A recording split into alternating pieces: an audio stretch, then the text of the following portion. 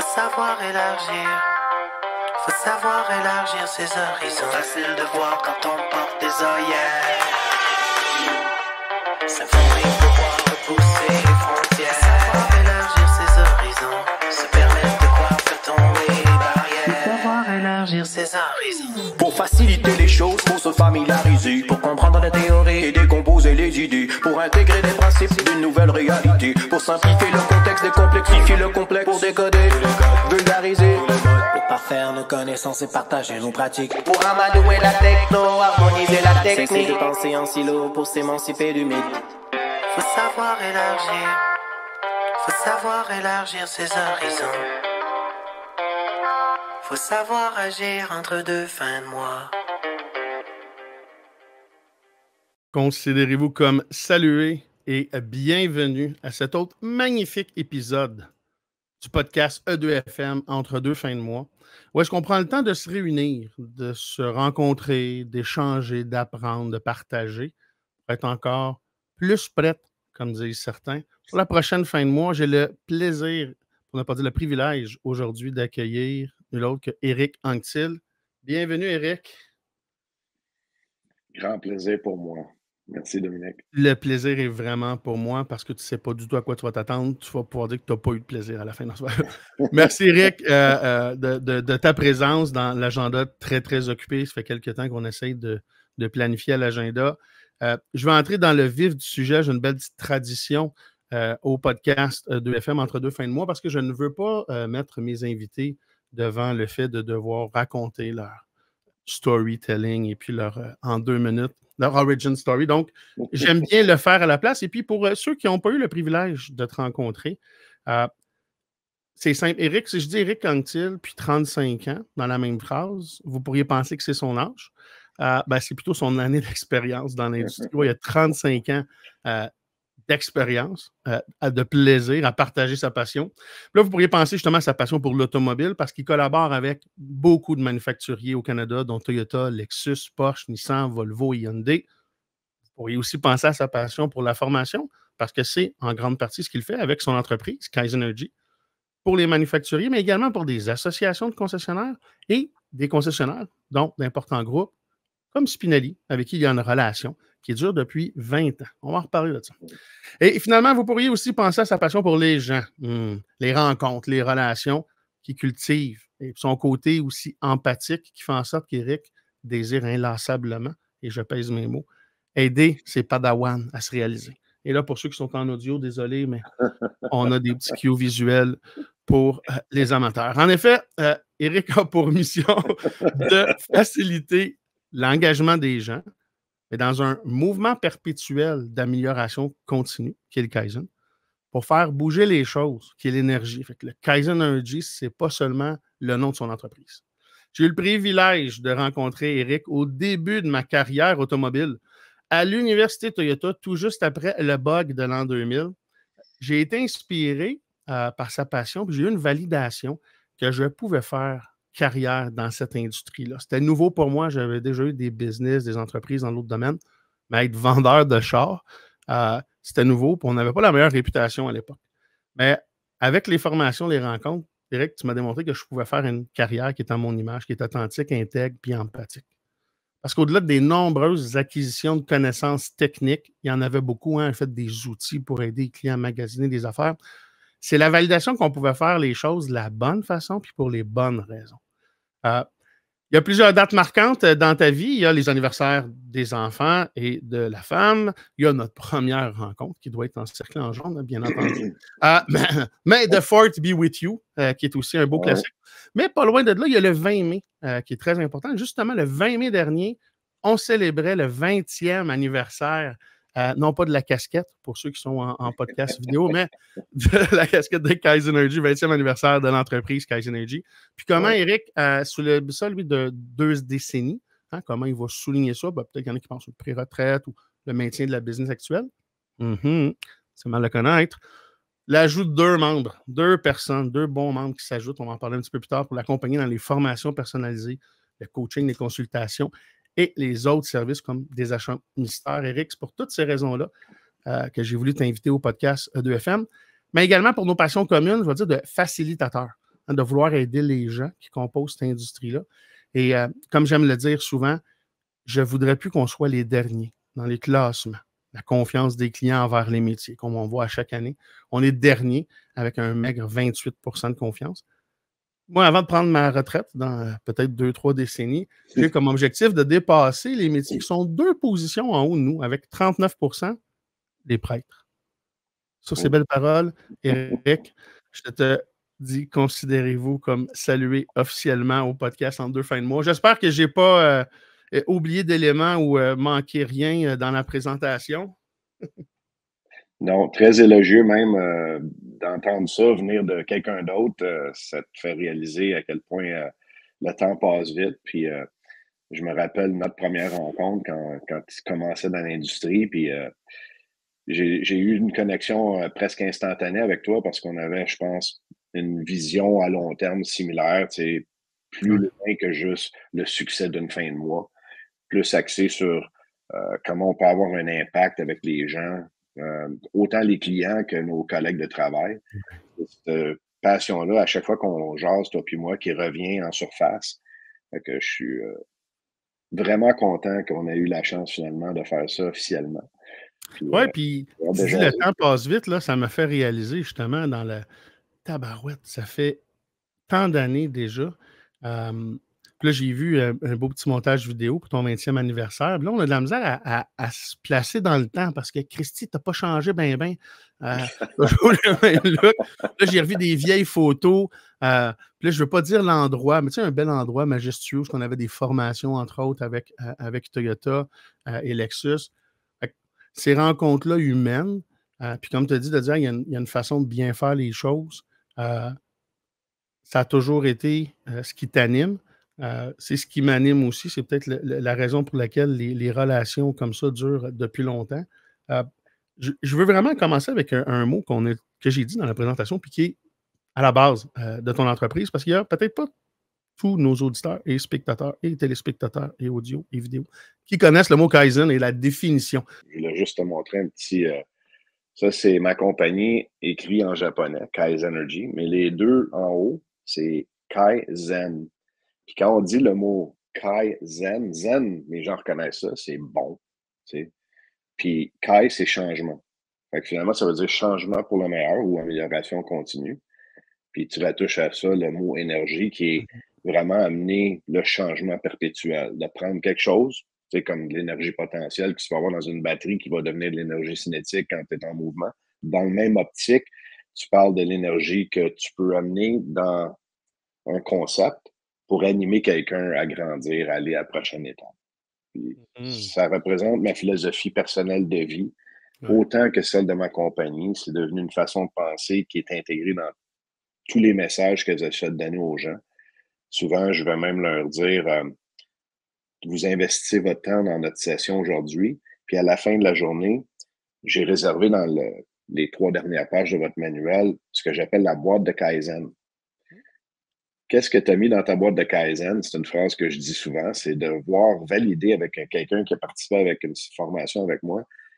Qu'est-ce qui a, pour toi, été un impact que tu vas mettre en pratique ou qui va t'aider? Puis ça peut être quelque chose que tu savais déjà, mais que tu as oublié ou qui va t'amener 1% mieux que tu étais ou une idéologie complètement nouvelle. Mais c'est unique à chaque personne. C'est ça qui est le fun, c'est que je demande à tous les gens dans une salle de partager leur boîte de Kaizen individuelle. Puis je vois les gens qui écoutent un autre puis disent « Ah oui, moi aussi » ou « Ah, c'est vrai, j'avais pas écrit ça. » Puis c'est vraiment d'apprendre d'un de l'autre, d'utiliser l'énergie du groupe, pas juste de qu'est-ce que moi je pourrais amener. C'est un peu ça pour moi. Puis pour te summariser ça dans une phrase, pour avoir des résultats qu'on n'a jamais eus, il faut faire des choses qu'on n'a jamais faites. Qui suscite un petit peu l'ouverture au changement en même temps. Oui, puis c'est une phrase qui résonne beaucoup puis qui te suit depuis longtemps aussi. Hein. Puis tu disais mes valeurs puis les valeurs de la compagnie. Je pense qu'en vieillissant, je m'assagis puis j'apprends des choses. On va bâtir les compagnies qui nous ressemblent. Quand c'est nous l'entrepreneur, fait que c'est quoi nos valeurs à la base, à la source, puis là, on va bâtir une entreprise qui va offrir des services avec ces valeurs-là. C'est exactement ça avec Kaizen Energy. Chaque personne que je rencontre qui ont eu des formations avec toi, qui a du positif, qui a du plaisir, qui a de l'apprentissage, puis, tu sais, ça quinzaine d'années, tu as été pour Toyota Canada, Ouais. comme entre autres université et tout ça, mais là, une vingtaine d'années dans l'entreprise, des relations de 20 ans avec certains clients. Ouais. On parle de stabilité puis de fidélité dans un monde qui est en constant changement. Hein. On parle de Kaizen, d'amélioration continue. Est-ce que c'est un défi pour toi de mélanger la base, les valeurs, il y a des choses justement qui ne doivent pas changer, qui sont la base de la relation, puis de faire la distinction entre les autres éléments que où est-ce que là, je dois me réinventer ou me changer ou me challenger à certains éléments. À 35 ans dans l'industrie, là, c'est tout un défi de faire ça. Ben, tu parles de relations à long terme, que ce soit avec un client pendant 20 ans ou même dans une relation de couple. Ce qui fonctionnait au début de ta relation peut-être fonctionnera plus dans le futur. Puis d'être capable de changer puis de s'adapter avec, t'évolues avec ton client, t'évolues avec ton partenaire. Et puis, c'est être capable aussi de se donner le défi de dire, hey, est-ce qu'on peut aller à une autre étape? Est-ce qu'on peut grandir ensemble?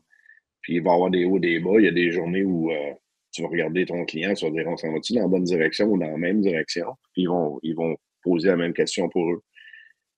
Une chose que je me rappelle, moi, que j'essaie de me remettre en évidence, c'est que tu peux pas prendre pour acquis une relation. Tu dois toujours te demander, qu'est-ce que j'amène à cette relation-là? Est-ce que j'amène encore quelque chose qui donne de la valeur? Puis aussi, est-ce que cette relation-là me nourrit moi aussi? Parce que je veux pas être dans une relation, que ce soit d'affaires ou autre, s'il n'y a pas un bénéfice mutuel. Fait que moi, je veux grandir, mais en même temps, je veux qu'eux autres sentent qu'ils ont reçu quelque chose, puis que tous les deux, on ressort de là peut-être un peu plus grand. J'adore beaucoup ce que tu dis, puis c'est quelque chose, moi, qui m'interpelle beaucoup, puis ça revient avec l'énergie. Tu sais, le win-win, c'est que je suis dans une relation, puis il y a un flow. L'énergie, elle circule. Fait que, tu sais, il y a un équilibre, il y a un avantage, il y a un partage, les deux sont gagnants, versus une relation, puis peu importe le type de relation, où est-ce que je me sens juste que je vais me faire siphonner, en bon québécois, mon énergie. Hein. Il y a des relations des fois un peu plus toxiques ou autres. Fait que Oui. quand on est toujours à la recherche, justement, de dire, OK, je suis conscient de mon énergie, qui est la seule ressource épuisable, je veux l'utiliser à bon escient avec les bonnes personnes. D'investir mon énergie dans cette relation-là, je pense qu'il n'y a pas d'autre solution pour avoir une bonne relation, que ce soit personnelle, professionnelle ou avec les clients. Tu sais, puis même nous, comme fournisseurs avec les clients, ben, les conseillers aux ventes, par exemple, aussi avec la clientèle, c'est la même chose pour tout le monde. Hein. Ultimement, là, que ce soit du personnel ou du professionnel, it's a people business, comme on disait, hein, un titre qui est difficile à traduire, mais c'est une industrie de gens. C'est ce qui drive l'industrie, ce qui fait vivre l'industrie, c'est les gens. C'est complètement Quand tu parles différent des gens, oui. Puis quand on parle des gens, c'est d'être conscient qu'il y a plusieurs niveaux. Tu as les clients qui vont être qui vont avoir le bénéfice d'une formation que je donne à un vendeur, à titre d'exemple, fait que les consommateurs qui vont rencontrer.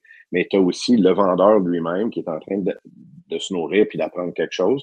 J'ai une relation avec cet individu-là. J'ai aussi une relation avec son coach ou son boss ou l'entrepreneur. Il y en a qui vont juste dire, est-ce que le boss est content? Si le boss est content, on continue. Moi, je me demande, est-ce que je t'enseigne quelque chose qui va aider tes clients? Est-ce que toi, ça va t'aider dans ta carrière? Puis si les deux, je suis capable de dire oui, ben, le boss va être content. Fait qu'au lieu de penser au boss, je pense au consommateur, puis mon consommateur à moi, qui est la personne qui est devant moi dans la classe. C'est une autre des raisons qui fait qu'on a la relation qu'on a, parce que instinctivement, c'est comme ça que j'ai toujours fonctionné. Puis quand je dis tu m'as inspiré, mais à certains égards, c'est la même chose parce que ma carrière a été exactement comme ça. J'ai été quinzaine d'années en concessionnaire, là, ça fait presque une dizaine d'années avec Noavic, mais inspiré à aider les gens, les clients, les consommateurs. C'est à partir de là. Si je fais le bien, si je fais bien avec les consommateurs, ça devrait bien aller, le business va bien aller, le boss va être content et la roue tourne. Les usines peuvent continuer à produire des véhicules. Je t'ai montré, j'avais créé des outils comme mon CEVT, puis des comparateurs, puis des affaires avec des PowerPoint, puis des logiciels. J'étais embarqué dans un mode de je veux aider et éduquer le consommateur. Après ça, je suis parti en business. Là, j'accompagne, puis la même chose que toi, je me fais engager par les propriétaires, les owners, pour le mandat, mais le mandat, on le réalise avec le plancher des vaches sur le terrain. Puis, si j'ai, je crois, hein, si j'ai le consommateur comme priorité, il y a des bonnes chances que ce que je vais enseigner va faire du sens pour le consommateur, va être bénéfique pour la carrière du professionnel et du patron. Puis j'aime beaucoup cette distinction-là parce que quand j'étais concessionnaire, j'en ai engagé des conseillers, des consultants, des formateurs, des gens pour... J'investis dans le personnel.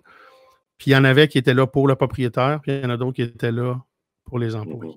Ça fait une grande différence. Ça change tout, en fait. Même les consommateurs peuvent reconnaître un environnement. Tu sais, quand tu vas magasiner, que ce soit un restaurant, un hôtel, peu importe, tu sens l'énergie des gens qui sont là. Puis si l'énergie de l'entreprise est positive, tu vas le ressentir tout de suite. Tu vas dire, hey, j'aime cet endroit-là, j'aime l'énergie qui est dégagée. Puis l'énergie vient de où? Ben, de tous les gens qui participent dans ça. Quand tu rentres travailler, puis tu regardes les gens autour de toi, tu dis, oh, faut que je passe une demi-journée, une journée avec toi, ça me tente pas. Ben, tout le monde va le ressentir, cette énergie-là. Mais à l'inverse, si j'aime ce que je fais, puis j'aime où je suis, ça aussi, ça se traduit par quelque chose qui devient, je pense, contagieux. Ça devient contagieux dans le sens où les gens veulent avoir un petit soupçon de ça, puis c'est ça qui revient, qui vont revenir. Tu sais, tu parles de fidélisation des clients, ben, ça commence avec la fidélisation des employés. Si les employés sont heureux puis aiment leur travail, les clients le ressentent puis ils vont revenir. Puis tu m'as souvent entendu parler de ESI versus CSI, tu sais, l'Employee Satisfaction Index. Si tu peux pas avoir des clients qui sont plus heureux que ton équipe. Si ton équipe n'est pas heureuse, tu peux pas manifester des clients. Fait que c'est là que tu mets ton énergie, c'est créer un environnement de travail que le monde adore, où ils se sentent reconnus. Je vais te parler de reconnaissance un petit peu plus tantôt. Puis d'amener les gens à vouloir faire partie de ça, c'est excitant pour eux parce qu'ils disent, c'est plus juste une job. Là. Je fais partie d'une communauté, j'appartiens à quelque chose qui est plus gros que moi, auquel je me sens connecté émotivement dans mes valeurs. Si ça va à l'encontre de mes valeurs, puis ça, tu l'as déjà vu, quelqu'un va travailler à un endroit, puis il se fait dire, dis ça, fais ça, puis tu dis, bon, je suis pas à l'aise avec ça. Tu le fais pareil, puis là, tu dis, je me sens mal. Ben, je suis pas à la bonne place. Mes valeurs sont pas alignées avec les tiennes. Mais quand je trouve une place où mes valeurs sont alignées, j'ai même pas besoin de me faire dire d'agir d'une certaine façon. Je le fais naturellement. C'est mes convictions qui sont alignées avec celles de l'entreprise. Ah, puis tu le dis bien naturellement, dans le sens que c'est notre instinct. Tu sais. L'être humain, on est un tribe. Tu sais, on a besoin d'être en gang, en groupe. On a besoin de la reconnaissance, justement, de se sentir apprécié, de faire partie d'un groupe. C'est la base, c'est humain. Si le travail, où est-ce qu'on passe une bonne partie de notre temps, peut m'offrir un environnement qui me permet de thriver, d'être excité, d'être engagé, d'être passionné, justement, parce que les valeurs sont alignées. Ça revient à ce qu'on disait tout à l'heure. L'énergie, elle va être bonne. Ça va être bon avec moi comme employé puis les patrons. Ça va se ressentir chez les clients. Puis souvent, les entreprises qui perdurent dans le temps, c'est les entreprises qui ont des bonnes cultures d'entreprise. Il y a des étoiles filantes qui, des fois, vont investir, mais pas au bon endroit. On va presser le citron, puis à un moment donné, tout éclate. Puis il y a d'autres organisations où est-ce que, justement, il y a une constance, il y a un désir qui ne change pas, puis juste de dire Kaizen, amélioration continue, comment je peux en faire un petit peu plus pour mes clients, pour mes employés et par la bande pour moi-même. Mais ce côté humain-là, puis je pense que c'est important ce que tu disais, si tu ne te retrouves pas dans la bonne chaise, au bon endroit ou dans le bon environnement, prends action, va trouver un environnement qui va te plaire. Tu dois le vivre, Eric. Est-ce que ça arrive parfois dans des formations, que ce soit avec soit les manufacturiers, les associations des concessionnaires, ou est-ce que tu vas constater qu'il y a un élément, il ne semble pas être à la bonne place ou dans la bonne chaise? Ah oui. Souvent, tu vas avoir un individu qui a été embauché pour un poste, que ce soit aux ventes ou peu importe, puis tu te rends compte que cette personne-là possède beaucoup des attributs positifs, mais qui manque certains éléments pour être bon, comme si je te parlais du hockey, peut-être que je suis bon à manipuler la rondelle, mais je suis pas un bon attaquant, je suis plus bon en défense, mais tu m'as embauché comme ailier droit. Ben là, peut-être que je suis bon pour l'équipe, mais je suis juste pas à la bonne place. Ça, je le vois fréquemment. C'est quelqu'un qui a peut-être de la difficulté à demander la commande, mais qui fait des relations extraordinaires avec les clients puis qui comprend sur sa clientèle. Ben, ils ont plusieurs rôles qu'ils peuvent jouer au sein d'une équipe qui n'a rien à voir avec vente, demander la commande, surmonter les objections, peu importe, mais qui sont plus axés sur rendre le client heureux puis être sûr comme un coordonnateur de livraison, à titre d'exemple.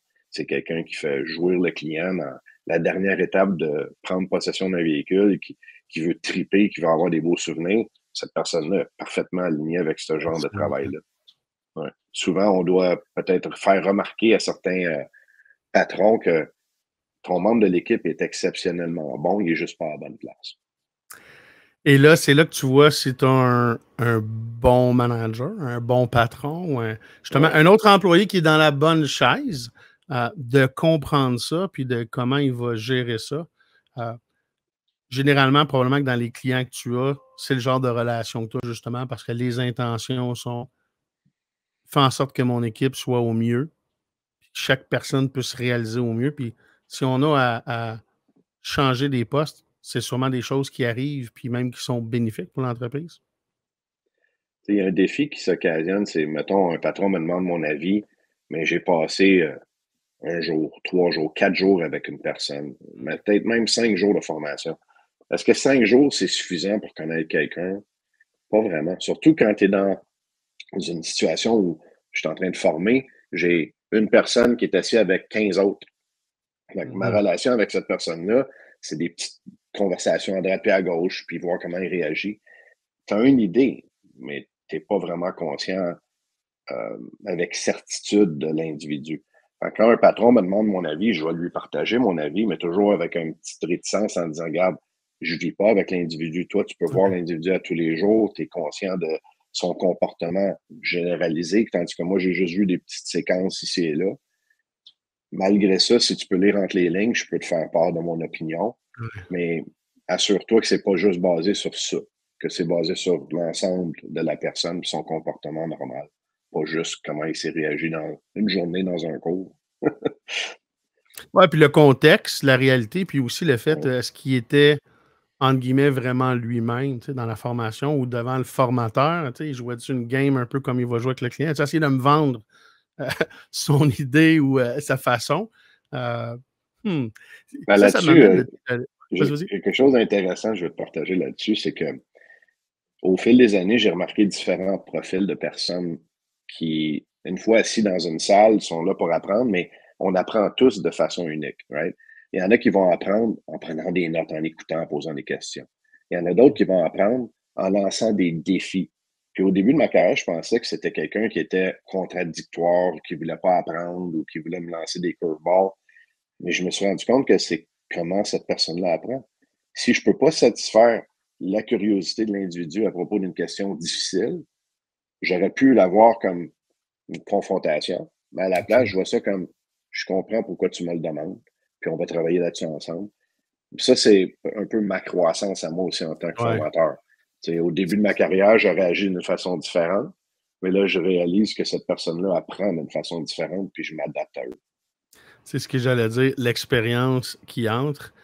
Ouais. J'ai commencé il n'y a pas trop longtemps, hein, ça va faire une dizaine d'années là, que je fais la même chose. Puis il y a quelques années de commencer à comprendre ce principe-là de je dois adapter ma méthode, je vais dire d'enseignement, là, puis pour ce que ça vaut, là, pas enseignant, là, mais ma méthode de transmission de connaissances avec les types, je vais dire, d'individus que je vais avoir. Puis pas juste au niveau des postes ou des défis puis des réalités, mais il y en a qui sont visuels, il y en a qui sont auditifs, il y en a qui... l'avocat du diable, comme moi, j'ai été un peu challengé, puis d'étirer l'élastique, puis de tout démonter pour comprendre. Puis en réalité, comme tu dis, au début, on le voit comme un peu comme une confrontation, mais non, c'est quelqu'un qui est intéressé puis engagé. Est-ce que dans je vais dire, les 35 dernières années, là, tu donnes la formation avec les professionnels, par exemple, dans la vente automobile, quel type d'évolution ou de changement tu pourrais dire que tu as vu au fil des 35 années par rapport à comme le type de clientèle qu'on est, ceux et celles qui vont vouloir faire carrière. Puis on pourra peut-être faire le parallèle après ça avec les défis l'évolution de l'expérience client, mais l'évolution du type de représentant, représentante, conseiller ou conseillère, là, le métier, comment que ça a évolué? Là? Wow. Hmm. Je pourrais aller dans 10 différentes directions avec ta question. C'est une très bonne question. Prenons la 4. Non, non. Ben, je vais te parler de 2 éléments. Le premier, c'est la technologie. C'est sûr que ça a eu un impact. Comme suite à COVID, on a commencé à faire beaucoup plus de formations virtuelles. Puis essayer d'utiliser des outils pour communiquer avec les consommateurs, même chose. Tu sais qu'il y a au-dessus de 5 millions de Canadiens qui travaillent de leur domicile maintenant. Ça veut dire que ça change un petit peu la donnée de relation entre conseiller et client. Si un client m'appelle, avant COVID, c'était « Viens me voir, passe au dealer, je vais être là de 9 à 9, mon nom c'est Eric, je vais te répondre à tes questions. » Maintenant, on est rendu à une autre place où on dit « Pendant que je te parle, est-ce que tu voudrais que je t'échange plus d'informations? Est-ce que je pourrais poser plus de questions? » Puis les gens vont inverser 14 heures de recherche de leur domicile avant de choisir un établissement. Puis là-dessus, ils vont juger plein de choses comme la réputation virtuelle. Les attentes des consommateurs ont beaucoup évolué. Je donne un exemple avec le livreur de pizza ou Amazon. Je clique et je sais où ce que tu es, puis quand est-ce que tu vas venir chez nous. Je peux même voir ton char sur mon petit téléphone qui me montre que tu es presque rendu. Là, tu vas dans un concessionnaire puis tu dis « Hey, il est où mon véhicule? » Puis tu as un conseiller qui dit « Je sais pas, regarde, il est peut-être au Japon encore. » On cherche les clés. Ou ouais. C'est tellement vrai. Fait que c'est d'essayer de rester au niveau des attentes des consommateurs qui sont constamment en hausse, puis de trouver des outils puis des stratégies pour aller les rencontrer. Puis du même chef, les attentes des consommateurs qui sont, comme je te disais, les nôtres, les gens des concessions, les gens qui viennent prendre nos cours, eux autres aussi ont varié. Leurs attentes sont différentes. Oui. Puis on fait face aussi à des nouvelles générations. T'sais, on parle de génération A, génération Z, génération X, les boomers. Tout le monde a différentes façons d'apprendre. Moi, j'utilise une vieille devise qui fonctionne encore aujourd'hui. Elle vient de Benjamin Franklin. Il dit « Dis-moi quelque chose, je vais l'oublier. Montre-moi quelque chose, je vais peut-être m'en souvenir. Implique-moi, je vais comprendre. » Ça veut dire qu'il faut que je te partage l'information en utilisant les 3 médias. Je vais te le dire, je vais te le montrer, je vais te le faire vivre. Si je peux t'amener à ces 3 niveaux-là, j'augmente les chances que tu aies une compréhension. Puis c'est la même chose avec un vendeur qui se retourne vers son client. Si je te le dis, je te le montre, je te le fais vivre, tu as des meilleures chances de comprendre les produits et services que j'essaie de t'expliquer. Ça a toujours été vrai. Et ça doit être encore plus dur. Mais moi, je le vis, là, puis sans partager pour ma réalité, mais puis c'est peut-être la même chose pour toi. Mais le degré d'attention est beaucoup moins grand aujourd'hui qu'il l'était à l'époque. Tu disais quoi? Pardon, je t'écoutais pas. Hein? Le chien jappé, excuse. Ouais. Attends, swipe. Fait que c'est fou comment on est rendu à des 2, 3, 4 secondes des fois. La rapidité, le jetable, puis que ce soit l'influence des médias sociaux ou autres, des communications, de ceux qui vont, comme les autres générations, comme dans nos enfants, qui ne vont pas se parler de vive voix, ils ne vont pas s'appeler.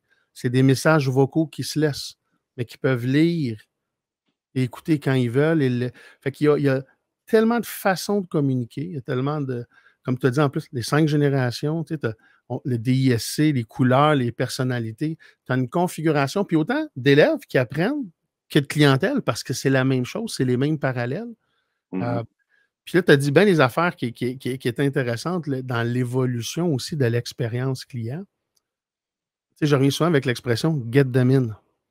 L'industrie automobile a été basée sur « amène-les dans le dealer ». Fais-les descendre à la concession.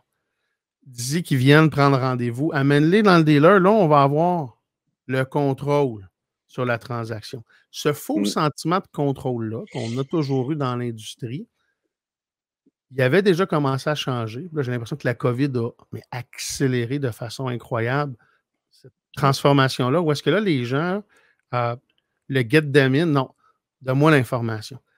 Puis, je veux t'entendre sur une phrase, Eric, que j'aime beaucoup dire dans les formations, puis je trouve qu'il est un des défis par rapport aux conseillers, aux formations qu'on a aujourd'hui. Tu parlais d'Amazon, je fais le parallèle.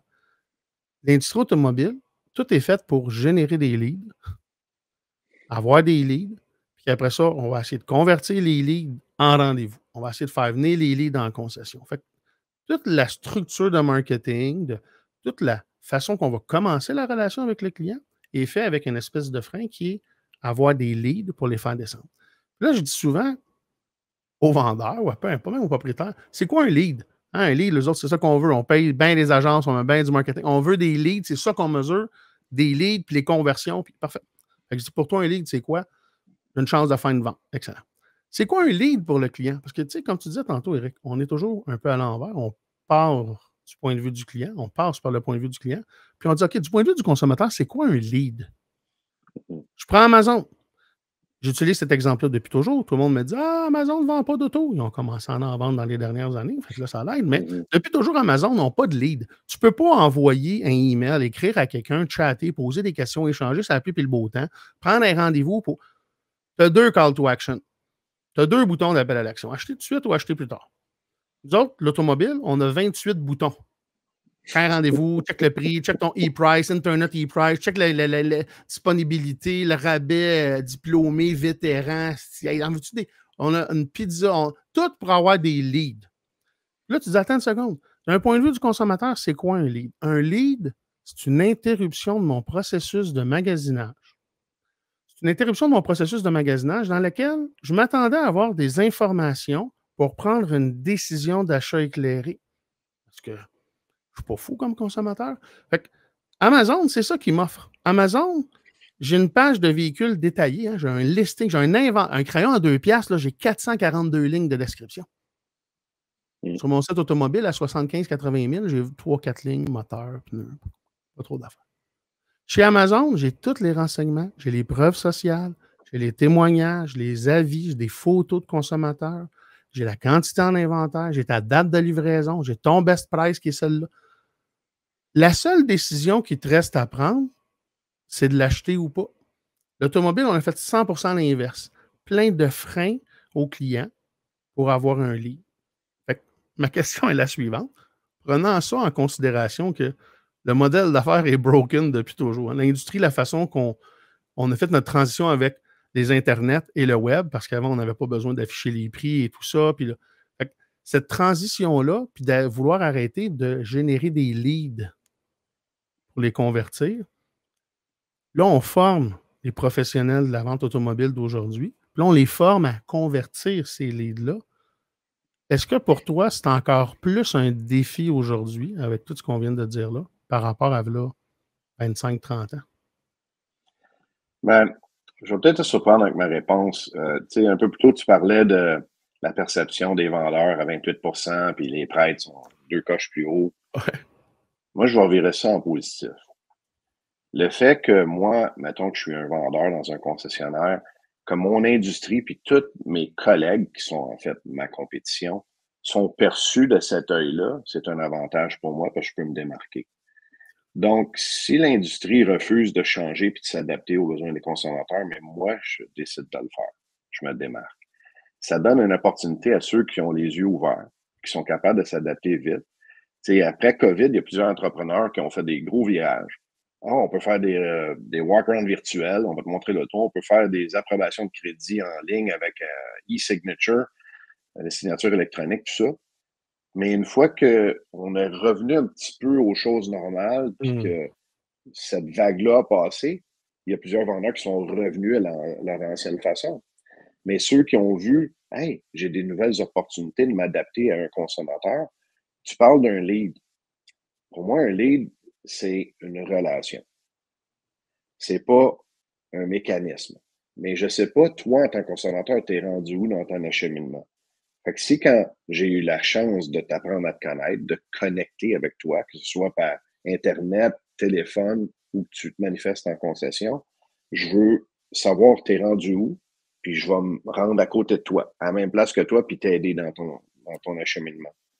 Fait que c'est vraiment, au lieu d'avoir une recette miracle que tu as une façon pour tous les clients qui fonctionne, qui est, pour une raison différente, ça fonctionne pour des compagnies comme, mettons, Amazon. Ils ont trouvé une façon que tout le monde dise, hey, ça marche pour moi, je suis capable de vivre avec ça.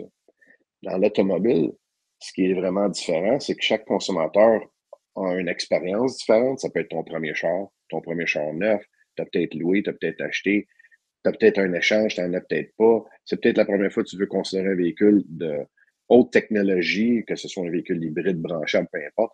Il y a Tellement. tellement de complexité que moi, en tant que conseiller, si je t'écoute, que ce soit au téléphone ou en clavardant, puis je suis capable de démontrer qu'il y a une valeur ajoutée à faire affaire avec moi, que ma relation t'aide, au lieu de dire viens me voir, j'apprends à te connaître. Au lieu de dire viens me voir, je te pose de bonnes questions qui te fait dire hey, j'avais pas pensé à ça. J'aime ce que cet individu-là m'amène, puis ça va faire épanouir potentiellement la prochaine étape qui va se faire naturellement. Au lieu de moi dire quand est-ce que je peux te voir à la concession, je vais être là jusqu'à 9 heures, c'est le client qui va dire hey, tu travailles jusqu'à quelle heure, j'aimerais ça aller te voir.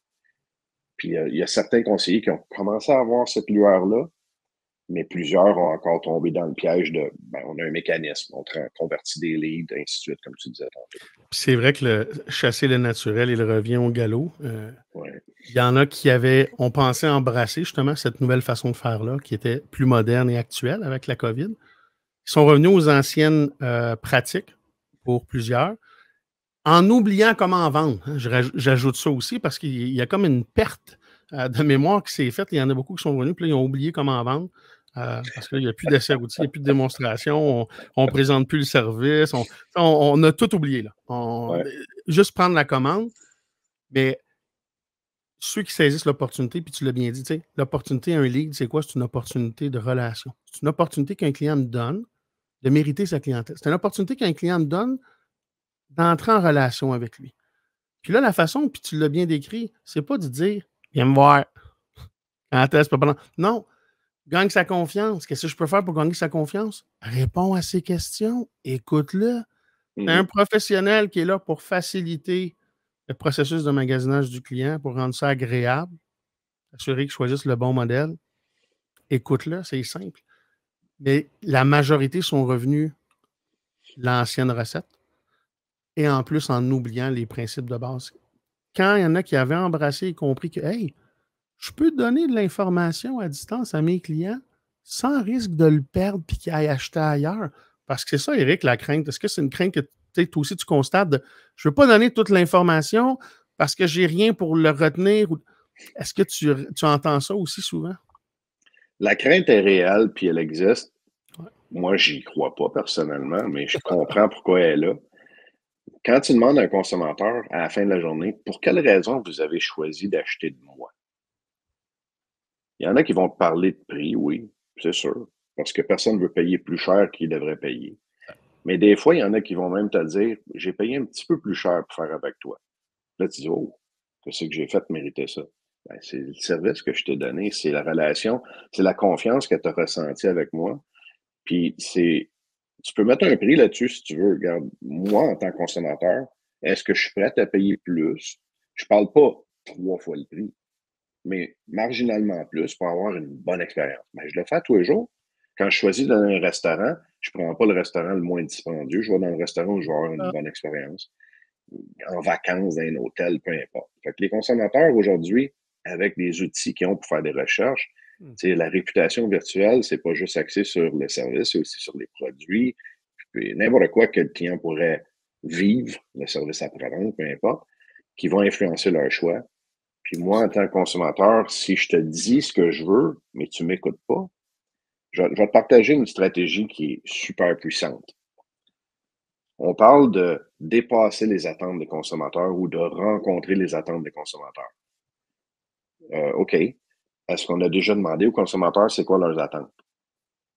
Moi, je commencerai avec ça. Tu rencontres un invité, tu commences à jaser avec, puis à un moment donné, tu te dis, en passant, quelles sont vos attentes envers moi en tant que votre conseiller aujourd'hui? Premièrement, c'est une question que personne n'a demandé. Fait que le consommateur va te regarder en disant, c'est rafraîchissant puis différent.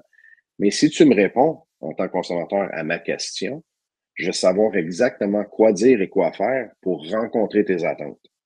Puis j'ai juste à faire 1% de plus pour les dépasser maintenant.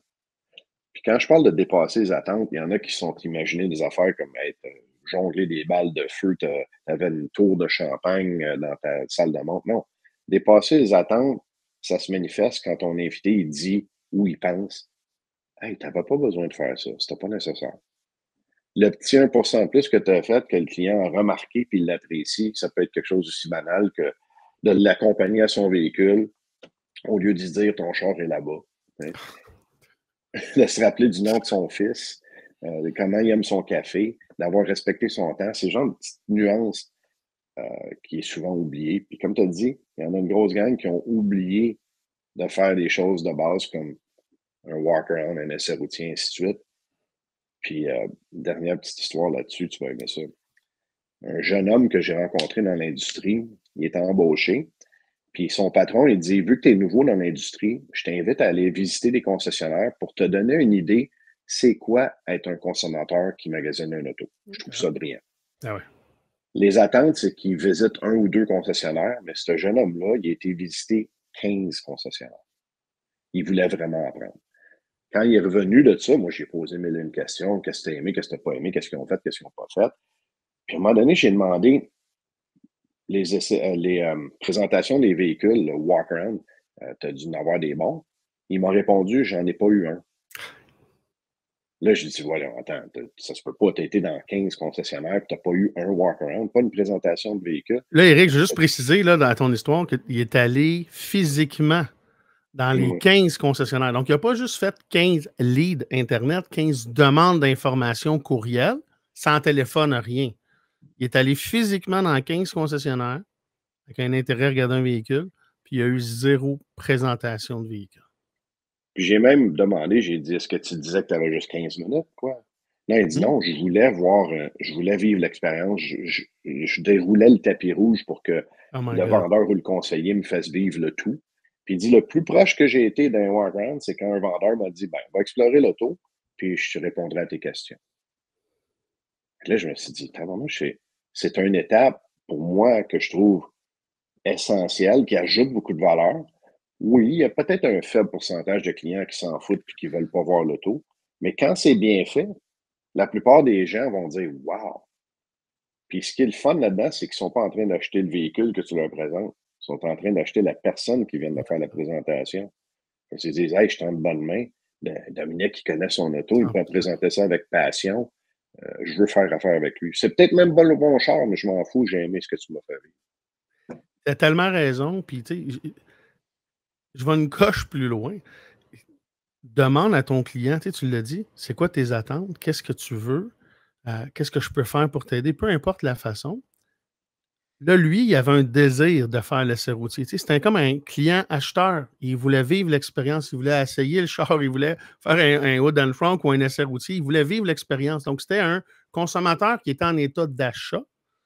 Il n'y a personne qui a proposé le minimum de regarder le véhicule. Tu sais, je suis surpris, oui puis non. Hein? Je suis triste, mais je suis surtout fâché. Ce que ça me fait, là, le sentiment, là, c'est comme une déception. C'est comme, je peux pas croire, encore aujourd'hui, je le vis, je fais des achats mystères, j'en fais faire aussi avec les clients, tout ça. Puis ce que tu décris là, c'est malheureusement 80% du temps la réalité. Tu dis un essai routier, là, c'est gras, là, c'est évident. Tu vas envoyer des demandes de renseignements, des leads, des demandes Internet. Tu as un pourcentage encore que tu n'as même pas de réponse. Donc, c'est plusieurs jours. Il y a un paquet d'affaires que j'ai appris d'experts comme toi, tout de suite après le bug de l'an 2000. Hein? Les bonnes pratiques, ça n'a pas changé. Puis, on répète encore ces affaires-là de base. La parenthèse que je fais avec ça, puis c'est celle, je pense que toi aussi, c'est quelle belle opportunité pour ceux et celles qui se donnent la peine. Et c'est là, je trouve qu'il y a un beau delta, un beau différentiel, une belle opportunité pour ceux et celles qui vont investir en formation, puis à la base, qui ont une bonne culture, puis le reste va suivre. Là, mais tu as dit des choses là, dans l'accueil, ça m'a rappelé un petit souvenir que, écoute, il faut qu'on parle d'un sujet qui s'appelle Accès Toyota. Parce que c'est un sujet que peu de gens vont discuter. Moi, j'en parle des fois parce que je l'ai vécu de l'intérieur. Et j'ai toujours dit que c'était après le pain tranché, puis peut-être le rhum diplomatico, c'était les plus belles inventions que l'homme a faites. Je me rappelle, tu sais, Éric, ça fait je ne sais pas combien d'années, mais la traque, qui était l'accueil, qui était le côté relationnel, ça a toujours été la base de comment j'accueillais les clients. Puis c'est, tu sais, bonjour, bienvenue chez nous, je m'appelle, tu t'appelles. C'est votre première visite chez nous, ouais. Combien de temps que tu as à m'accorder? Tant de temps, qu'est-ce que tu désires accomplir dans ce temps-là? Comment je peux t'aider Ouais. aujourd'hui? Qu'est-ce que tu as fait à date dans ton processus de magasinage de 6 mois à 1000 points de contact, puis des vidéos, puis dans toutes les affaires. Là, tu es probablement plus perdu qu'au début. Tu sais, qu'est-ce que tu as fait? Qu'est-ce que je peux faire pour t'aider? C'était ça, Accès Toyota. C'était de remplacer le côté transactionnel par relationnel. Est-ce que, je commence avec cette question-là, est-ce que pour toi aussi, c'était après le pain tranché, une des belles révolutions ou inventions? Ben, tu sais, on parlait des attentes. Ça a commencé avec des focus groups, des sondages à l'échelle canadienne, puis on demandé à des centaines, je ne sais pas, des milliers de personnes, qu'est-ce que tu désires à vivre, qu'est-ce que tu veux éviter quand tu magasines une auto. Puis il n'y avait aucune notion de quelle compagnie. Là. C'est des focus groups. Ils ne savent pas si c'est C'est compagnie. anonyme. Ils ne savent pas quel type d'industrie non plus. Il y a ça aussi dans ce que tu veux dire. C'est ça, exact? Hein? Ben, je pense Il y que avait l'industrie. c'était mentionné que c'était dans l'achat d'automobiles. Mais pas de marque mentionnée. Puis les consommateurs ont mentionné plein de choses que tu vas t'attendre à ce qu'ils vont dire. J'aime pas la pression, j'aime pas me faire dire des mensonges, ainsi de suite. Mais le plus gros, pour moi, des ouvertures des yeux, là, le eye-opener, c'était l'irritant numéro un des consommateurs à l'échelle du pays, c'était le non-respect du temps. Puis, quand tu t'attardes à savoir pourquoi c'est le cas, ben, c'est que anciennement, les vendeurs qui avaient beaucoup de succès, ils se faisaient dire par leur gérant, plus longtemps tu peux garder ton client, meilleure chance qu'il signe. Puis ils pouvaient même mesurer puis prouver ce fait-là. Puis ils ont trouvé des façons de garder les consommateurs plus longtemps. Il y a des livres qui ont été écrits là-dessus. Je me rappelle des auteurs comme aux États-Unis, un des meilleurs vendeurs sur la planète, il écrivait des livres. Puis il y avait plein de stratégies comment manipuler le temps du client. Ma préférée, c'était vos clés de votre véhicule actuel, on les a égarées. Pendant qu'ils vont sûrement revenir bientôt, mais d'ici là, est-ce qu'on pourrait regarder les chiffres une deuxième fois? Ce genre de stratégie-là, qui, pour une raison que j'ignore, fonctionnait. C'est ça le pire. C'est ça le pire. Il n'y avait pas d'autre alternative, Éric. C'est pour ça. Mais la tolérance, puis aussi la présence d'esprit, l'information des consommateurs d'aujourd'hui fait de sorte que ce genre de stratégie-là, ça passe plus. Les consommateurs sont trop allumés, ils voient, puis ils peuvent ressentir la minute que tu essaies de trouver une façon de manipuler le client. Fait que tu fais complètement l'inverse. Je suis pas là pour te manipuler, je suis là pour t'aider. Mon rôle, c'est de donner toute l'information que tu as besoin pour faire la meilleure décision, tout en respectant ton temps de façon claire et transparente. Puis c'est ça, Accès. Ça a commencé avec cette notion-là, de vouloir servir le client de la bonne façon. Puis c'est un des points, moi, je trouve très important, puis que beaucoup de gens ignorent. C'était pas une stratégie de marketing. Justement, c'était pas comme une gimmick, une stratégie de marketing. C'était fondamentalement, on va écouter ce que les consommateurs veulent. Parce qu'on n'a pas une bonne réputation. Hein? C'était pas nouveau, les sondages, notre métier. Fait que tu as un manufacturier qui a pris la peine de dire on va écouter ce qu'ils veulent, puis on va leur donner. Puis j'ai vécu cette transformation-là, le avant et le après. Pourquoi c'était extraordinaire? Parce que c'était ce que le consommateur voulait. C'était aussi simple que ça. C'était très révolutionnaire, puis ça le sera encore aujourd'hui, hein, plusieurs années après, de dire au consommateur, « Hey, je ne veux pas essayer de prendre le contrôle. » Tu sais quoi? J'ai réalisé que j'ai jamais eu le contrôle. C'est pas moi qui te vends, c'est toi qui achètes. Fait que toutes mes stratégies pour essayer de prendre ou de garder le contrôle, ça fait l'effet inverse. Ça fait qu'on a la réputation qu'on a. Donc, en étant juste, qu'est-ce que tu veux? Qu'est-ce que je peux faire pour toi? À la base, je m'en vais magasiner n'importe quoi d'autre, une piscine, un spa, n'importe quel autre achat qui est assez important. Parce que des fois, il va y avoir peut-être moins une traque de vente, puis de Bobby qui va m'accueillir à la fête de piscine, on va me dire, ouais, parfait. Qu'est-ce que tu as checké à la date? Qu'est-ce que tu as vu? Qu'est-ce que tu aimes? Puis qu'est-ce que je peux faire pour toi? Straight to the point. Qu'est-ce que je peux faire pour toi aujourd'hui? Comment je peux t'aider? Pas de bonjour, puis on part une stratégie, puis que non, relation. Ouais. Un respect mutuel de ce que ton consommateur va accomplir en lui donnant peut-être une expérience différente, dans le sens où le respect du temps, essaie de penser à une industrie qui respecte le temps des consommateurs. Ça va être difficile d'en trouver. La pizza, une demi-heure où elle est gratuite, ben, je l'ai 1 heure plus tard, puis elle est froide. Pas plus avancé que ça. Ils sont rares les industries qui se démarquent pour le faire. Il y a certains conseillers qui avaient peur de ça parce qu'ils se disaient, ouais. si je demande au client combien de temps il y a, puis il me dit qu'il y a juste 15 minutes, je fais quoi? Et voilà.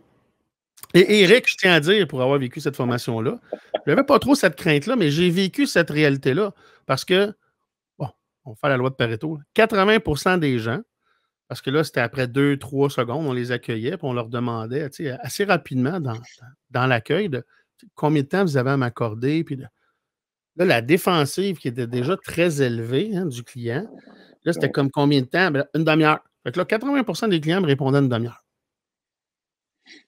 Parfait. Et midi, donc à 12h30, respecté, peut-être d'autres engagements.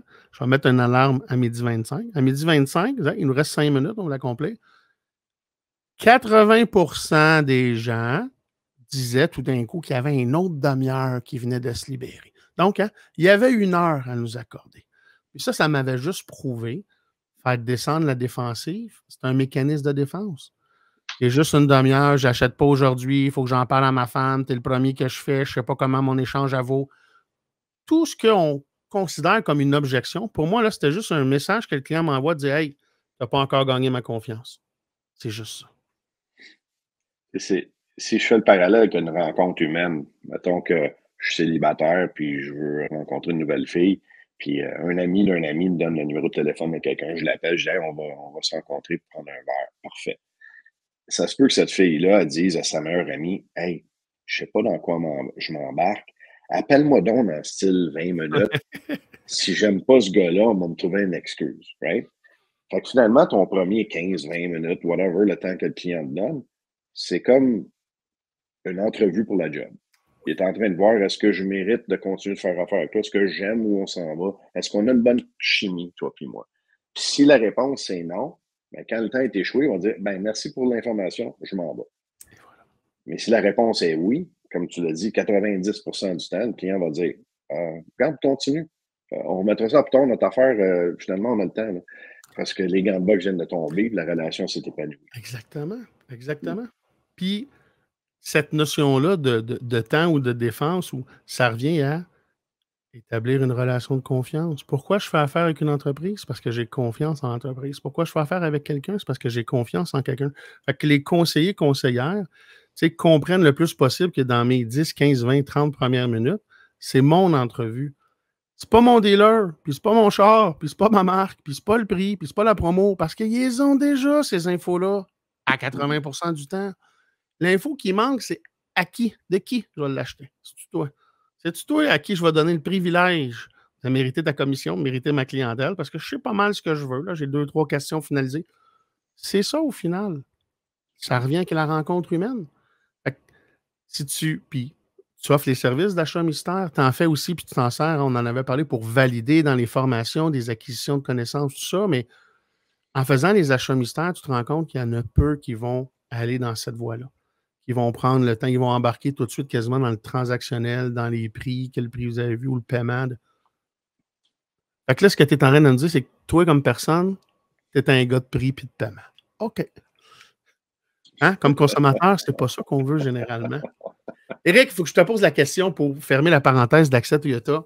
On me la pose souvent, puis je fais attention à donner la réponse parce que j'ai peut-être pas toute l'information, mais je me fais dire, si c'était si hot que ça, Accès Toyota qui était extrêmement bien, puis les consommateurs étaient satisfaits, puis ils ne payaient pas plus cher, c'était avec le formulaire d'achat pour le véhicule d'échange, pour ceux qui ne se rappellent pas, un consommateur venait chez moi, j'achetais son véhicule, je donnais un prix que j'achète, s'il s'en va ailleurs ou pas, qu'il achète de moi ou pas. Fait il y avait énormément de problèmes et de résistances qu'un consommateur pouvait rencontrer dans une transaction qui était éliminée. Si c'était si extraordinaire que ça, pourquoi ça n'existe plus? Pourquoi ça a tombé? Qu'est-ce qui est arrivé, Eric, avec Accès Toyota? Ben, je pourrais te donner 2 versions, la version allongée et la version courte. On peut faire la courte pour aujourd'hui, mais on se reprend sur un autre podcast pour la longue. Okay. Ben, premièrement, il faut comprendre c'était quoi. Tu as un véhicule neuf avec un prix du manufacturier suggéré, un PDSF. Et les consommateurs, dans leur tête, ils se disaient, ben, ce prix-là, c'est pas un vrai prix. Le vrai prix, ça se négocie, puis à un moment donné, on trouve le bon prix. Puis il y a des consommateurs qui sont frustrés de ça, ils disent, pourquoi qu'on joue ce jeu-là? Pourquoi tu me le dis pas tout de suite en partant, c'est quoi le bon prix, le vrai prix, le prix qui reflète le marché? C'était l'intention d'accès, c'était de donner aux clients tout de suite accès à ce qu'on appelait un clé en main, qui incluait tout, les frais de transport, préparation, les taxes, ainsi que l'escompte qui reflète le marché actuel. Cet escompte-là venait de où? Ben, elle venait du marché. Si, mettons, tu es concessionnaire puis tu as 300 unités en inventaire puis tu veux les liquider, tu vas peut-être être un peu plus motivé à donner un escompte que si tu en as juste un en stock puis tu as 15 clients qui le veulent. Donc, l'offre et la demande guident les prix et les escomptes. Exact. Ouais. Puis c'est un peu comme le marché du used. Quand tu es dans les véhicules d'occasion, si j'affiche un véhicule d'occasion à, mettons, 32 500 $ puis le téléphone ne sonne pas, je vais peut-être attendre, je vais peut-être patient. À un moment donné, il m'a dit, il n'y a vraiment aucun intérêt à ce que je suis dans le marché. Je vais faire une petite étude de marché, puis je vais réaliser, peut-être que je suis un peu trop haut. Je vais ajuster.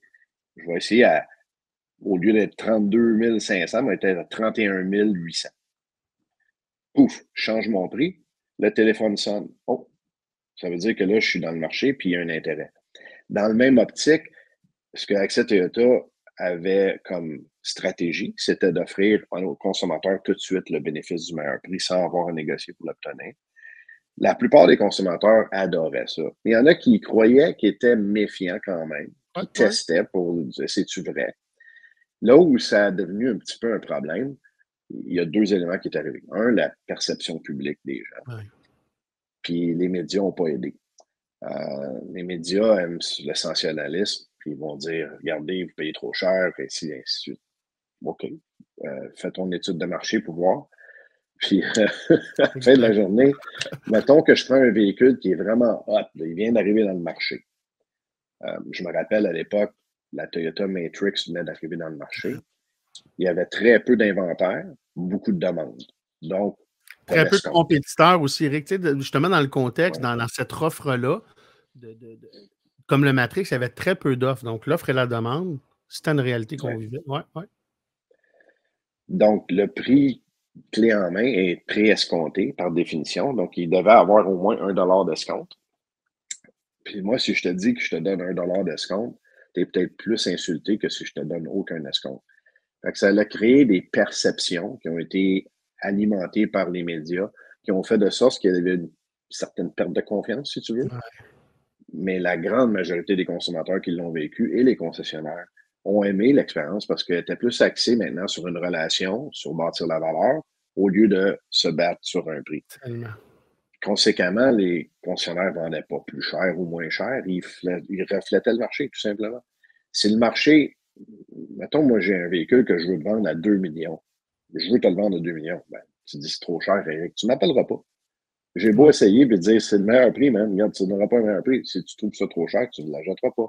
La minute que mon prix tombe dans le marché, c'est là que les consommateurs sont motivés à dire, OK, je vais solliciter ton opinion. Je vais aller te voir. Ça ne change pas. C'est juste comment tu fais l'encadrement de ça aujourd'hui. Puis il y a plusieurs nouveaux joueurs, si tu veux, dans l'industrie, qui sont venus au monde avec cette façon de faire-là, que le prix que tu vois, c'est le prix que tu payes, puis les consommateurs aiment ça.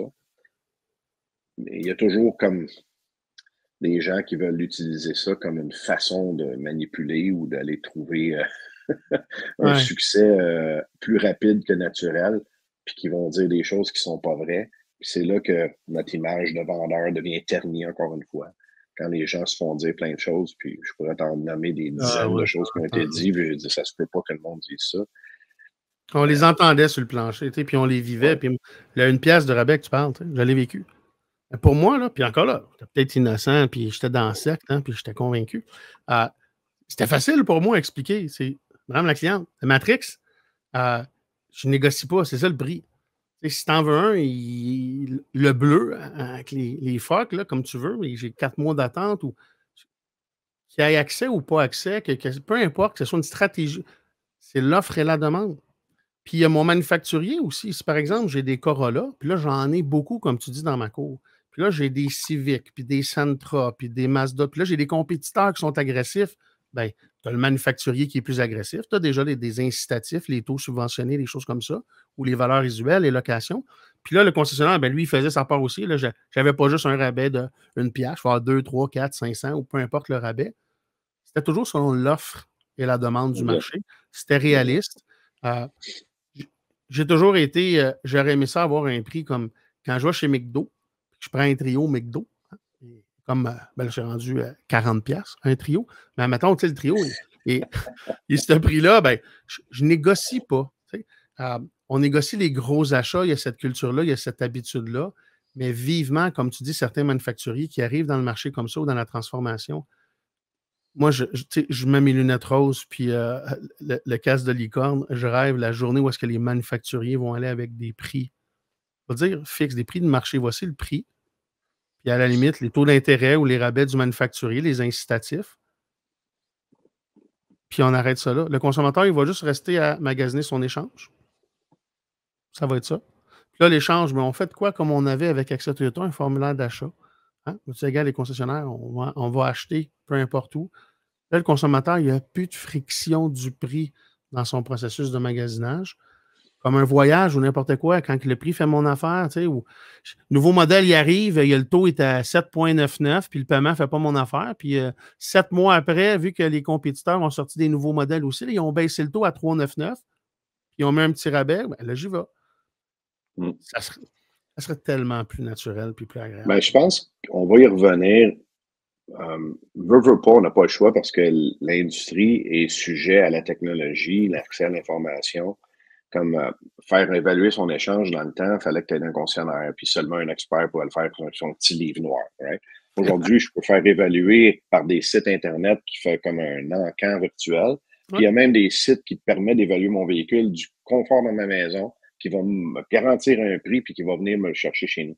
Fait que ce genre de service-là m'amène à enlever ces incertitudes-là, remplacer par une certitude, parce que, mettons, je m'ajoute un billet d'avion, je me dis, hey, c'est-tu le bon prix?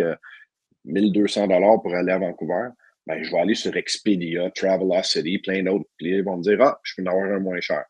Fait que la transparence que l'Internet nous amène force la main de tous les compétiteurs à devenir plus transparents, puis éventuellement enlever complètement cette back and forth, cette négociation, cette impression-là que le consommateur a eu un meilleur prix parce qu'il a poussé, parce que ça va devenir comme un Big Mac, comme tu as dit. Ouais. Même chose. J'aimerais ça qu'on arrive là avec l'industrie. Je ne suis pas certain que ça va être demain matin, mais ça me fait penser à Le Pont. Là, on parle de manufacturier. Tu fais beaucoup de formations pour plusieurs manufacturiers. Des formations à plusieurs niveaux et plusieurs sujets. J'aimerais ça t'entendre, Éric, sur les manufacturiers aujourd'hui en 2025. Il y en a qui investissent pas trop en formation. Il y en a qui investissent en formation. Ceux-là, c'est tes clients. C'est quoi les points communs que tu vois des manufacturiers qui ont cette culture-là puis qui la mettent à exécution? Ben, le mot culture commence par être défini. Est-ce qu'une compagnie a une culture d'entreprise? Puis est-ce que cette culture-là, elle est bien communiquée au sein de l'entreprise? Si je travaille pour un manufacturier qui a une culture d'entreprise claire, c'est facile parce qu'elle est constamment renforcée par les messages, par le coaching, par les formations. Ceux qui ont des fortes cultures d'entreprise investissent plus à communiquer leur culture. Parce qu'ils voient que ça a un effet positif, comme mettons Disney. Tu vois, à Disney, il y a une culture d'entreprise qui est claire. Que tu sois d'accord avec ou non, je m'en fous. Ils ont une culture qui est claire. Puis si tu travailles pour eux, tu es un cast member, tu n'es pas un employé, tu as même des valeurs d'entreprise qui guident tes actions, tes décisions de façon claire et précise. Puis c'est constamment renforcé avec des formations. Si tu as une autre entreprise qui n'a pas des valeurs d'entreprise claires, qui n'ont pas de message clair, puis tu fais juste regarder les fins de mois, tu fais juste regarder les indices de performance. Est-ce que tu as fait du profit? Est-ce que tes clients sont heureux? Ainsi de suite. Tu es constamment en train d'évaluer le résultat, mais tu ne regardes pas le comment on s'y rend. Pour moi, les manufacturiers qui ont les meilleurs résultats, c'est ceux qui investissent sur la culture puis le comment s'y rendre et non pas juste sur les points de référence. De la garder vivante, tu sais, de la faire Ouais. vivre, cette culture-là. Puis là, tu as parlé de Disney, qui est un bon exemple, parce que c'est une des formations que j'ai eues dans le temps par Toyota. Puis c'est pour dire tu sais, à quel point Disney, c'est une business, c'est une entreprise.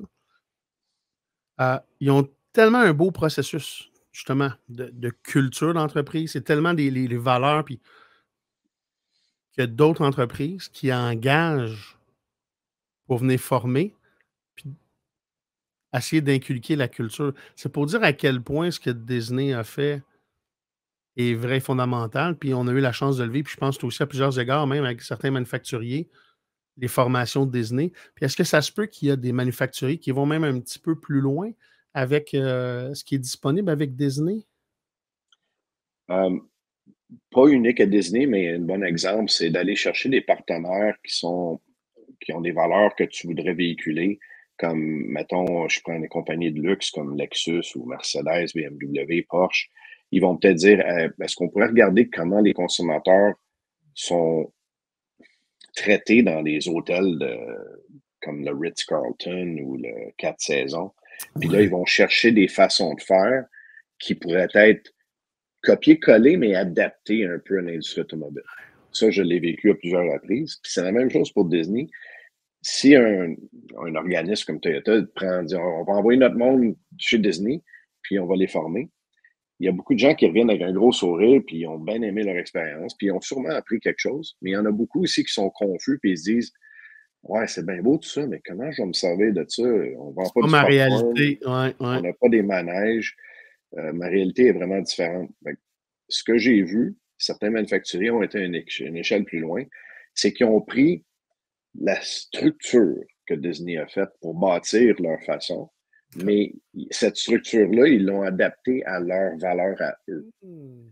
Puis ils ont communiqué avec les mêmes outils, si tu veux, les valeurs d'entreprise qui sont uniques à cette compagnie-là au lieu de celle de Disney. Fait que c'est encore plus efficace parce que là, la personne vient de comprendre ah, ma compagnie à moi, c'est ça leur valeur d'entreprise. Ça veut dire que mon comportement doit s'aligner à ça. Puis là, toutes les formations viennent s'aligner avec ces valeurs-là. Puis c'est vrai ce que tu dis, puis pour l'avoir vécu, si je ne me trompe pas, puis là tu pourras me corriger, la valeur numéro un de Disney, c'est la sécurité. Ouais. Ça n'a pas changé. Moi, j'ai été surpris quand j'ai appris ça, parce que, puis si tu fais un sondage, d'après moi, la majorité des gens ne vont pas dire que la première valeur de Disney, c'est la sécurité.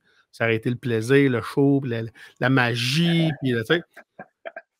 Puis là, quand tu comprends le pourquoi, mais la base, c'est fondamental. Puis après ça, c'est là qu'il y en a qui trouvaient ça difficile de dire OK, moi, je vends des chars, je retourne dans mon concessionnaire. Là, les valeurs de sécurité, puis ils n'avaient pas compris de dire non, non, voici nos valeurs. Là, maintenant, c'est quoi les tiennes, tes valeurs? Comment tu vas les faire vivre, puis les partager avec tes collègues, puis les faire vivre à tes clients? Il y en a beaucoup qui avaient eu de la difficulté à faire ce pont-là. Puis ça revient à ce que tu disais tantôt dans la formation, les 3 niveaux de je te fais-tu vivre, je te fais-tu activement t'imprégner de ce que tu as appris ou tu as juste entendu, ça peut faire une énorme différence. Je vais faire un petit parallèle avec justement les valeurs de Disney, puis comment elles sont mises en pratique, puis comment ça se traduirait dans un autre environnement. Comme tu as dit, c'est sécurité, c'est la première valeur. Puis la valeur primaire, qui est la première valeur, c'est une valeur qui est plus importante que toutes les autres. Ça veut dire que même si je rencontre les autres valeurs, si je contredis celle-là, je peux pas faire prendre action. Okay? Fait que la valeur numéro un, c'est sécurité. Tout ce que je fais ne peut pas compromettre la sécurité des gens. C'est simple.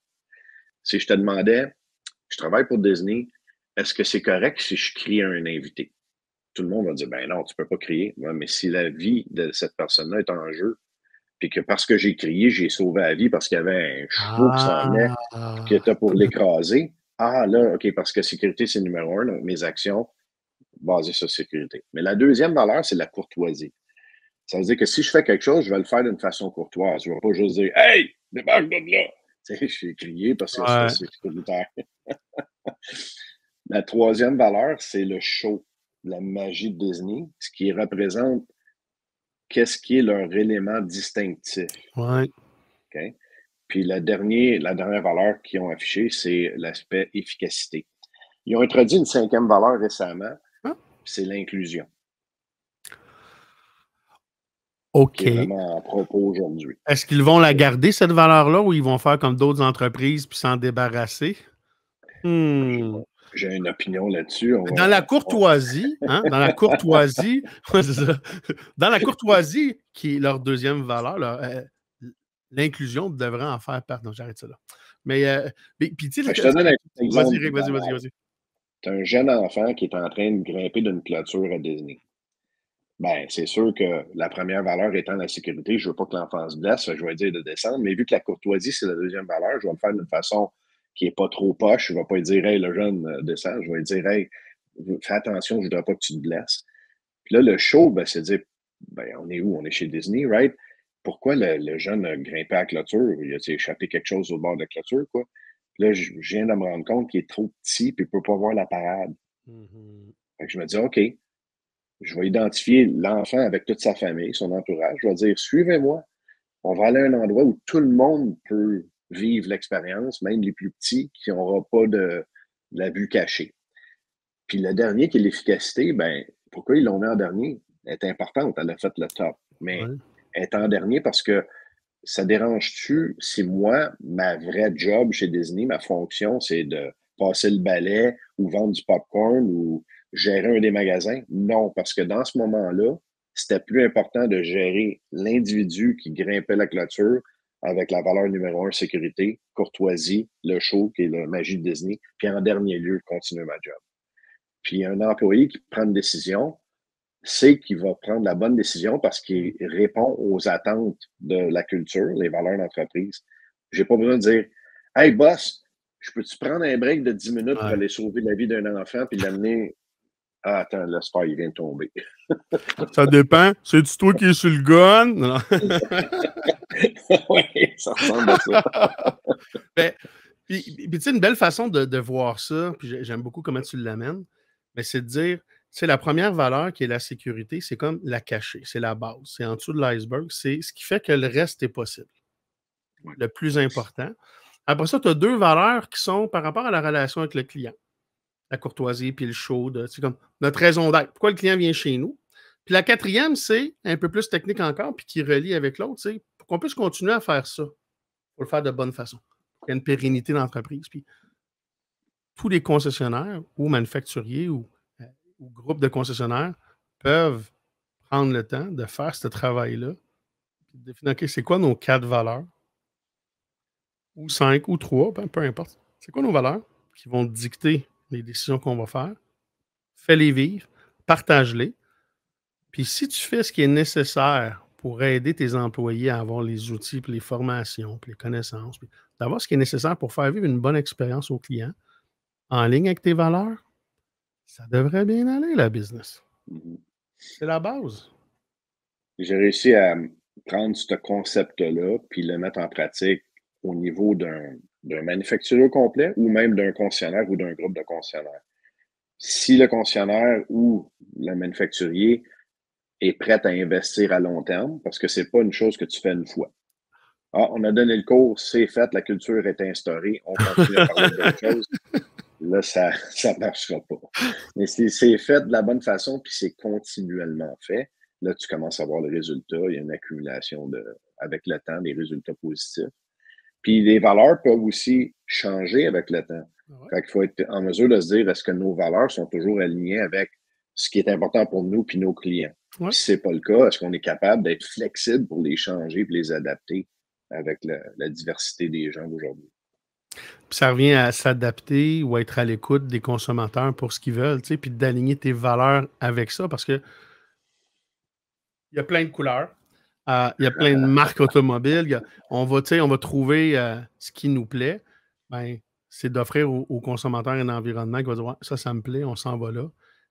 Puis là, tu parles d'investissement, ceux qui répètent ou pas, ben, je pense que si tu as une véritable culture d'entreprise, c'est comme la santé-sécurité, hein? On répète encore après 20-30 ans parce que c'est important dans la culture. Tandis que quand je n'ai pas une vraie culture, je vais faire comme tu dis un bliss, je vais te donner la formation, check.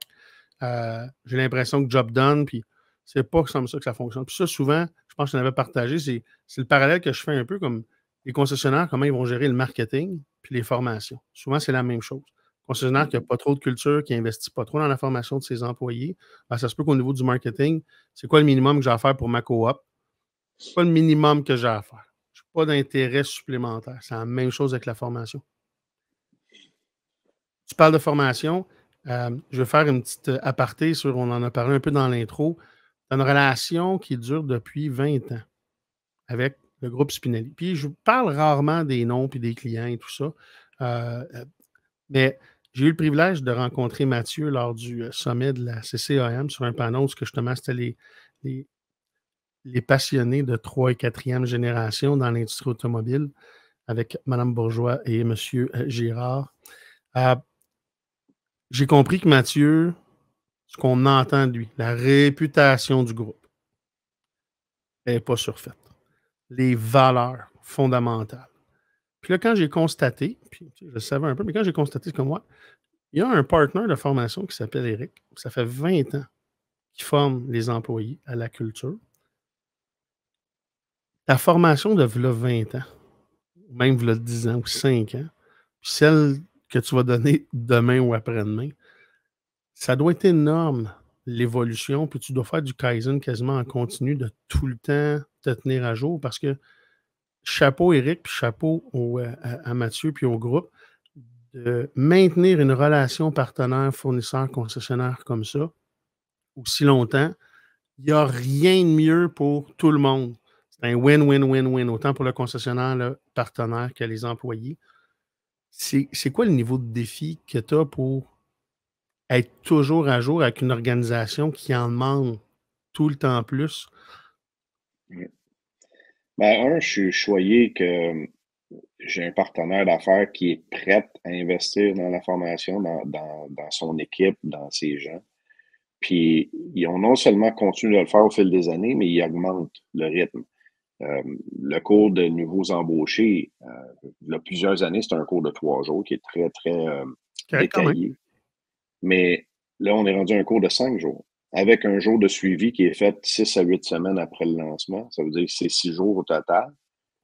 Et puis, on a évolué le contenu pour s'adapter aux consommateurs d'aujourd'hui. Donc, les gens qui venaient être embauchés, on a reconnu qu'il y en avait beaucoup qui étaient nouveaux en industrie automobile. Il y avait des gens qui étaient très jeunes. C'était leur premier contact dans l'industrie.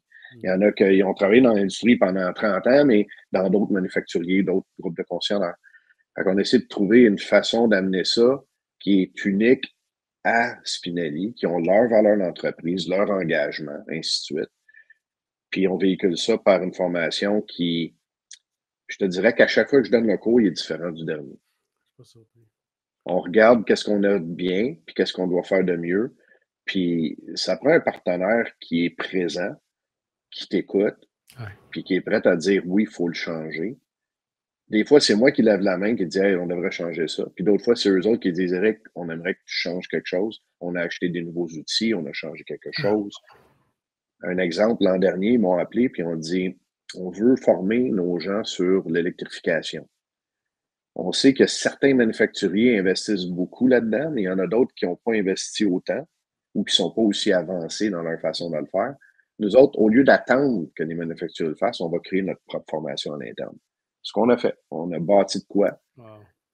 Puis ce qui est drôle, c'est que, je te dirais, 6 mois plus tard, mes partenaires Toyota, Lexus, Porsche commencent à former leurs gens sur ce même sujet.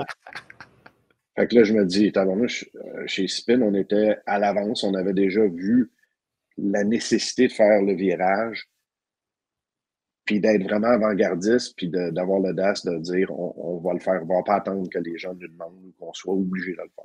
Il y a 2 choses. 1, le reconnaître, tu sais, déjà ça, mais 2, avoir l'audace de le faire. Puis c'est là qui est le grand différenciateur avec beaucoup. Tu sais, déjà, 80-20, tu sais, il y a une minorité qui vont avoir la volonté, le désir, y penser, puis l'intérêt, la culture. Les concessionnaires sont là, mais de passer à l'action. Les bottines suivent les babines. C'est très rare, ça. Puis, je ne suis pas surpris d'entendre que les manufacturiers ont emboîté le pas. Puis, je le dis avec tout amour, mais les concessionnaires ne devraient pas attendre après leur manufacturier.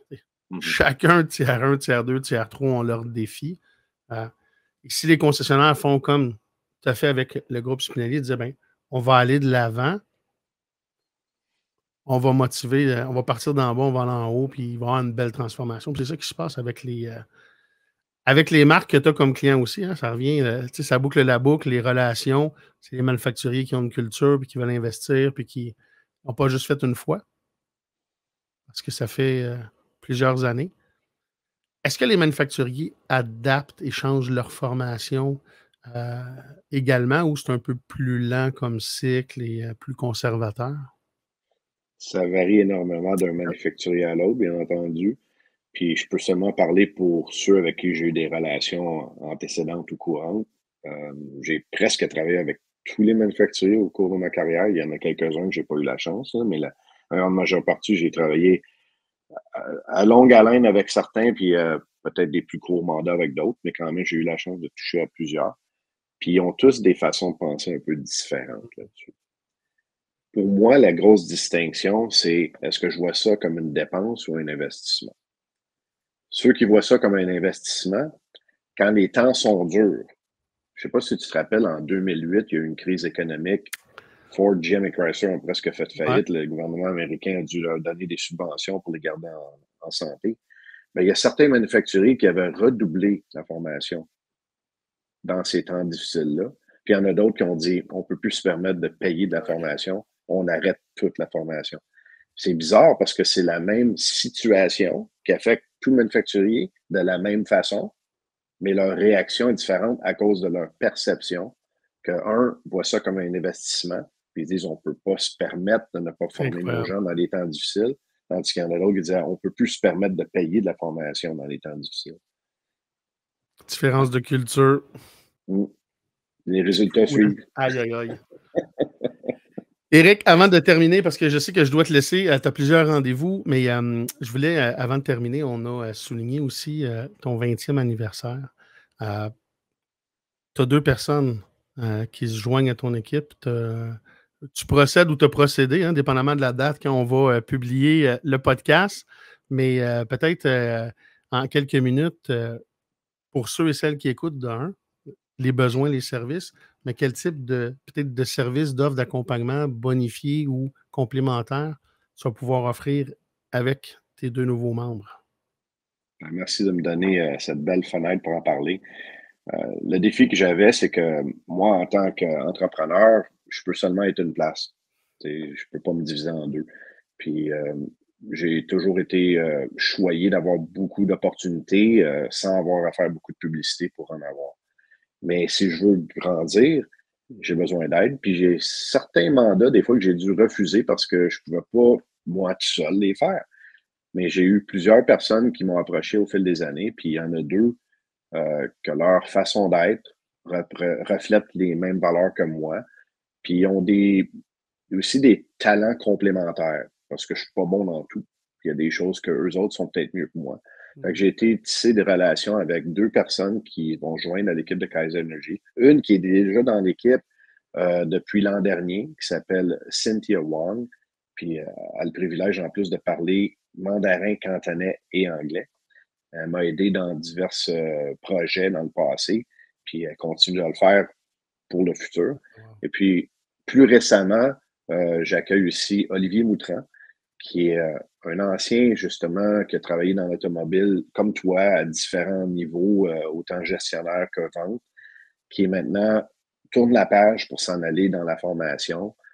Puis, non seulement il a l'expérience d'être gestionnaire dans l'automobile à haut niveau, mais aussi, il est un très bon orateur. Il y a des gens qui sont doués naturellement, comme toi, tu l'es, tu es capable de parler en public facilement. Il y en a qui c'est leur grosse crainte, c'est parler en public.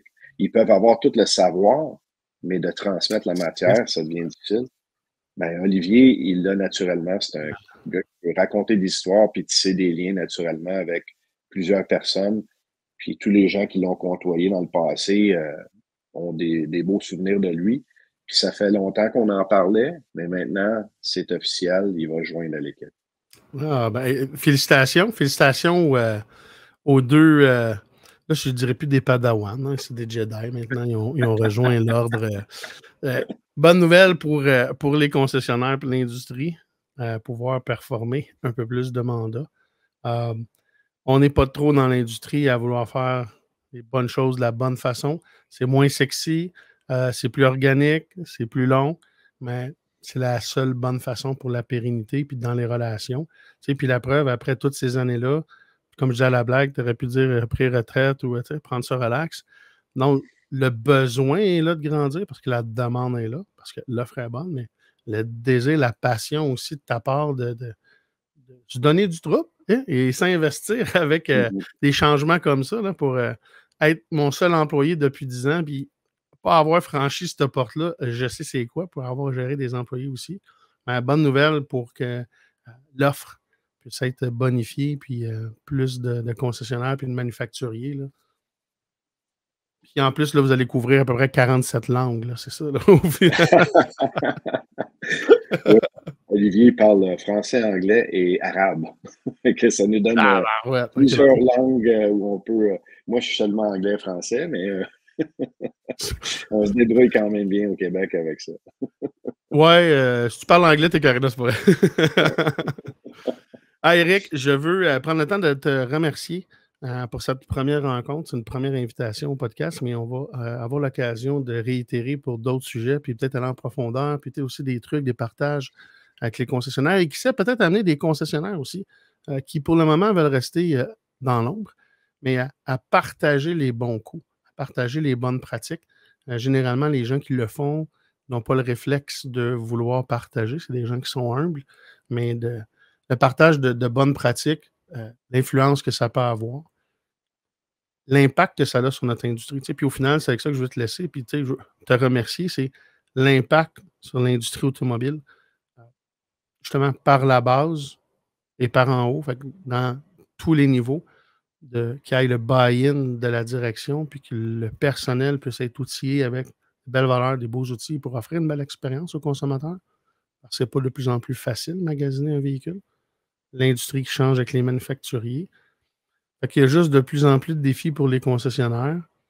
D'être bien accompagné en formation, c'est un élément important. Je vais te laisser le mot de la fin. Puis là, ça, c'est quelque chose qui n'est pas préparé. Fait que je te throw under the bus. Je vais te laisser un petit mot de la fin. C'est quelque chose que tu veux ajouter avant qu'on se laisse. Oui. J'ai souvent des gens qui m'approchent puis qui me demandent, des gens veulent toujours avoir des petits raccourcis. Ils me disent, ça serait quoi ton conseil pour être bon, pour avoir du succès? Puis mon conseil est simple. Je me demande toujours moi-même, qu'est-ce que je dis ou qu'est-ce que je fais? Est-ce que ça ajoute de la valeur à la personne à qui je parle? Si la réponse est oui, le succès suit. Donc, si tu es capable de faire ça, que ce soit avec tes collègues de travail, tes partenaires d'entreprise ou les consommateurs avec qui tu transiges, c'est une recette gagnante. C'est simple, puis ça fonctionne. Être à l'écoute de l'humain. Hein. C'est simple, ça fonctionne. C'est pas simple pour tout le monde à mettre en application. Des fois, ça demande plus de travail. Éric, merci encore une fois pour ton temps, ta disponibilité, les belles histoires. On va avoir la chance de refaire ça. Pour joindre Éric sur LinkedIn ou directement sur kaizenergyinc.com. Donc, on va l'inscrire dans les commentaires et tout ça, ne vous en faites pas, mais Kaizenergyinc.com. Éric, encore une fois, merci infiniment.